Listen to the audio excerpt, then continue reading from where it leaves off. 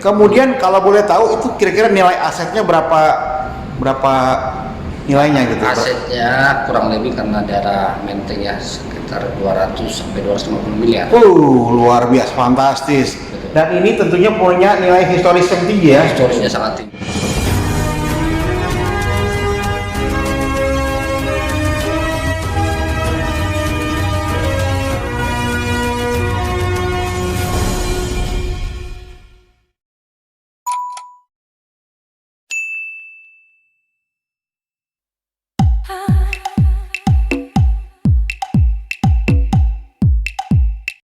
Halo guys, ketemu lagi di Kongko Hukum. Kongko Hukum untuk masyarakat Indonesia.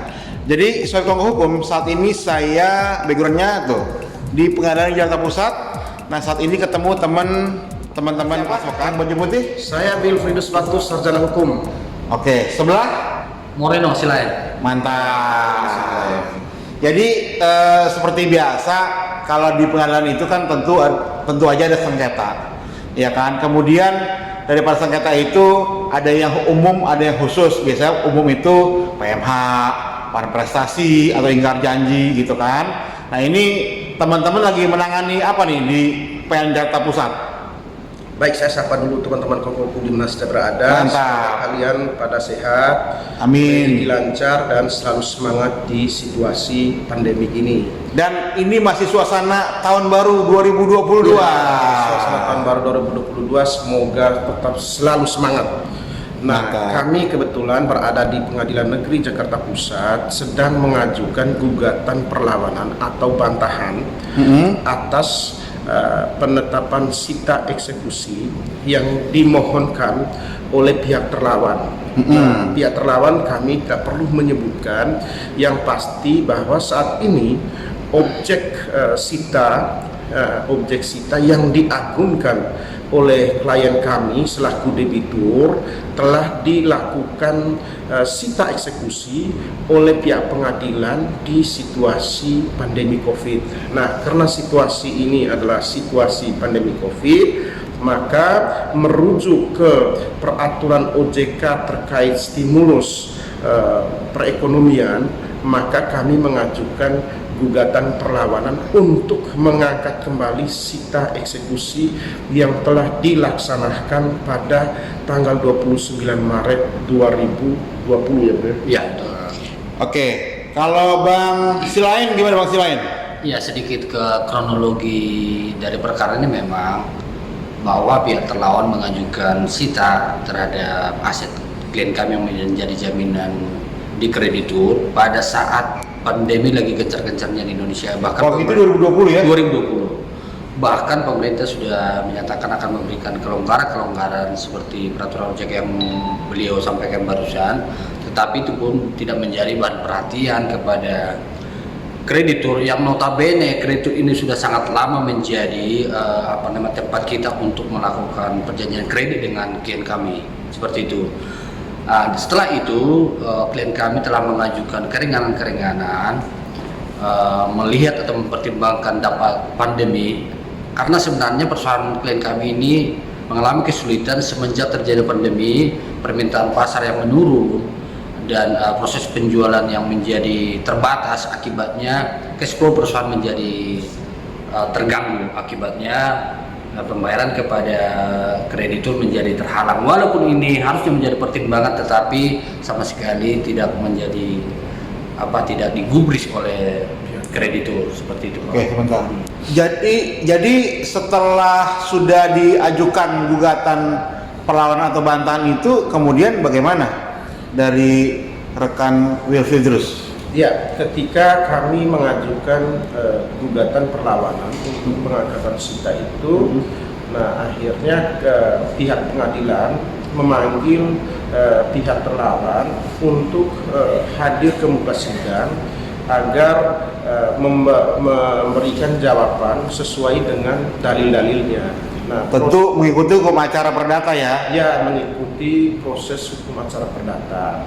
Nah, sebelum masuk ke materi, sesuai dengan Semah Mahkamah Agung nomor 1 tahun 2016 Tentang mediasi itu ya? Oke. tentang mediasi, para pihak diwajibkan untuk mengikuti proses mediasi. Namun sayang disayang proses mediasi tersebut gagal dan harus berlanjut ke materi perkara. Nah, ini tunggu sebentar. Di proses mediasi apakah sudah diupayakan maksimal oleh mediator atau bagaimana? Nah, mediator sangat arif dan bijaksana. Oke. Nah, namun tadi sayang ternyata harus gagal dan berlanjut ke Persidangan, pokok perkara ya? Ya, ke pokok perkara. Dan saat ini sudah masuk ke tahap pembuktian. Harapan kami mudah-mudahan majelis hakim yang memeriksa perkara ini bisa dengan arif dan bijaksana untuk memutuskan putusan yang seadil-adilnya dan mudah-mudahan bisa mengangkat sita tersebut. Demikian. Oke. Pokok hukum. Nah, kemudian tentang proses itu sendiri, apakah waktu itu prosedur itu ada yang dilanggar apa enggak? Kalau secara maksudnya prosedur Waktu sehingga kok diajukan sita dalam tahapan-tahapan atau mekanisme-mekanismenya? ya prosedur hukum sesuai dengan undang-undang, tapi yang menjadi alasan sebenarnya untuk menunda itu adalah peraturan OJK terkait adanya COVID-19. Itu sebenarnya harus menjadi pertimbangan. Itu dan tentu itu menjadi dasar ya, karena advokat tidak akan bertindak tanpa dasar, sebetulnya itu kan gitu kan? Iya benar. Iya kan? Betul, Dan kemudian Ya. setelah di mediasi kemudian sudah ada jawab menjawab. Ya, betul. Kalau boleh sedikit saja disampaikan tentang keberatannya itu bagaimana ya dari pihak gini. teman-teman yang Ya, mengajukan. sebenarnya keberatan kita adalah aset tersebut adalah memang ada aset historinya sangat tinggi. Itu kan rumah pribadi daripada klien kami yang notabene direktur. Rumah keluarga lah di Jakarta ini. Jadi harapan kami sebenarnya, walaupun memang dalam proses mediasi sudah gagal, tapi harapan kami dan tetap kami lakukan upaya-upaya pendekatan kepada kreditur supaya itu tidak dilanjutkan sampai proses lelang. Karena seperti kami sampaikan, ada upaya kami, misalnya ada investor yang mau masuk, nanti tentu pembayaran kepada kreditur dapat kami laksanakan segera seperti itu. Oke. Kemudian kalau boleh tahu itu kira-kira nilai asetnya berapa nilainya gitu? Asetnya kurang lebih karena daerah Menteng ya sekitar 200 sampai 250 miliar. Luar biasa, fantastis. Dan ini tentunya punya nilai historis yang tinggi ya. Historisnya sangat tinggi. Apalagi dia mantan pejabat, mantan direktur ya. Oh bukan mantan pejabat, direktur masih Direktur. sekarang. Oh masih sekarang. Iya, direktur perusahaan yang notabene dijadikan eksekusi. Oh iya, jadi kalaupun memang proses mediasi itu telah gagal, tapi tetap teman-teman mau upaya untuk tetap mediasi di luar proses pengadilan ya? Iya, benar. Oke. Kemudian sudah dilakukan komunikasi atau gimana?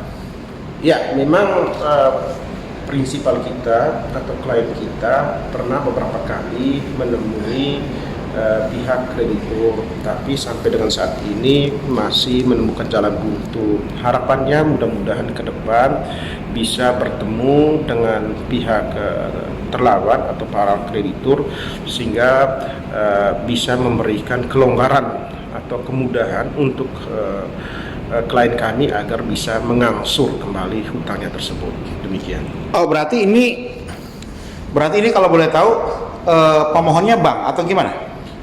Seperti itu. Oke. Yang memang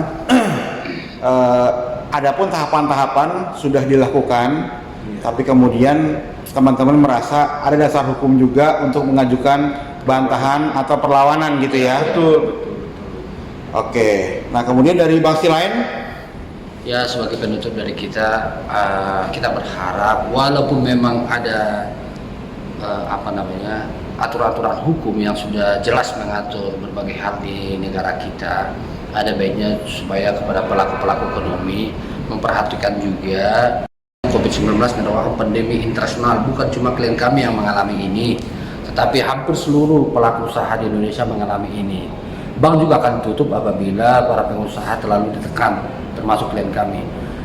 Seperti yang kami sampaikan tadi, bahwa klien kami ini sudah menjadi belasan atau puluhan tahun menjadi nasabah di bank tersebut. Mungkin mungkin karena pergantian manajemen, mohon maaf kami buka tidak menyebutkan bangnya, pergantian manajemen akhirnya apa yang telah kami lakukan beberapa lama di belakang hari menjadi tidak dipandang seperti itu. Walaupun alasan sangat jelas, memang COVID ini sangat mengganggu beberapa pabrik klien kami, yang mengakibatkan yang tadi pembayaran atas utang menjadi terlambat seperti itu. Tentunya produktivitas terganggu ya. Betul.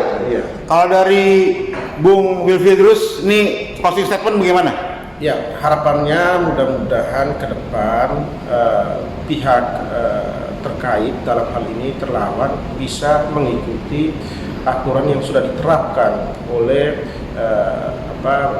institusi terkait, seperti peraturan OJK dan lain sebagainya, sehingga para pengusaha memperoleh kemudahan-kemudahan untuk menciptakan lapangan pekerjaan dan juga menjalankan usaha-usahanya. Nah, sementara itu. Oke, terima kasih teman-teman Kongko Hukum yang telah tonton tayangan ini, dan terima kasih Bung Wilfidrus Watu dan Bang Silain atas Kongko Hukumnya. Semoga ini mengedukasi masyarakat tentang perlawanan. Oke, terima kasih Kongko Hukum.